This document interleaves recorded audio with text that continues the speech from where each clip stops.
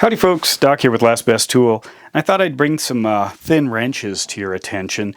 These used to be kind of the staple in the bike industry. These were called cone wrenches, and they were designed primarily for making adjustments with kind of set screws in hub bearings. And you always had to have these really thin wrenches that could go in. You'd work, side to side. One would hold the bearing race basically, which was threaded in, and then you would use the other wrench to very carefully tighten the set screw, and then all of that was the hub in the hub that would then attach to the bicycle. They're not used as much anymore. There are still plenty of hubs that use them, but I found that I've kind of drifted these into my sort of mainstream tools and out of my bike tools. There are also thin tools like this. Here's a 1310 millimeter. This is Park Tools, which actually has an affiliation with SnapOn. But anyway, this was used to hold the top of a caliper brake. When you had the little brakes that kind of pulled up on one side and would pinch a wheel, this would hold it, and you could adjust it, center it, tighten the bolts. But it also is a 90-degree offset thin wrench. Here is a SnapOn thin wrench. This is a 1315, and you might notice I'll use by the way, this is 16 millimeter, 15 millimeter, 14 millimeter, and 13 millimeter. So this is a set, but then also there were, for a while, these kind of double 13-14 with a skip right here, and 15-16, so you could try to get by with one. Sometimes this got in the way, but it actually was a solid design.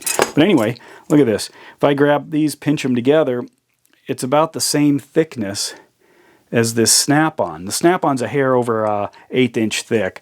These are a little over 1/16 inch thick.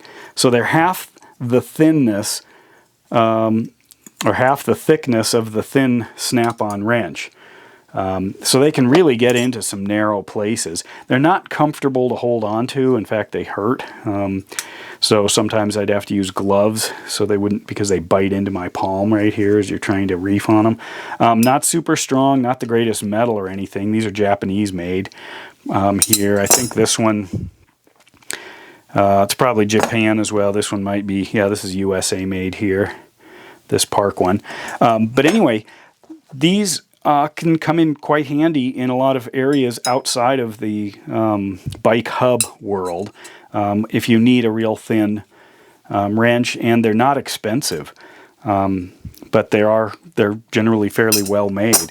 I was testing them out, just the overall thickness, just to see, and yeah, they're darn close. You can see that to a 1/16 of an inch. If I move that out of the way, 1/8 is way out here, which is what the SnapOn is.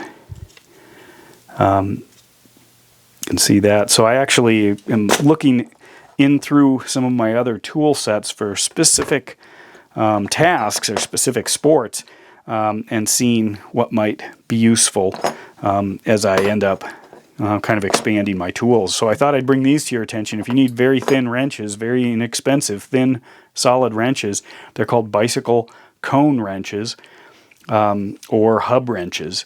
And they usually run 13 to 16 millimeters.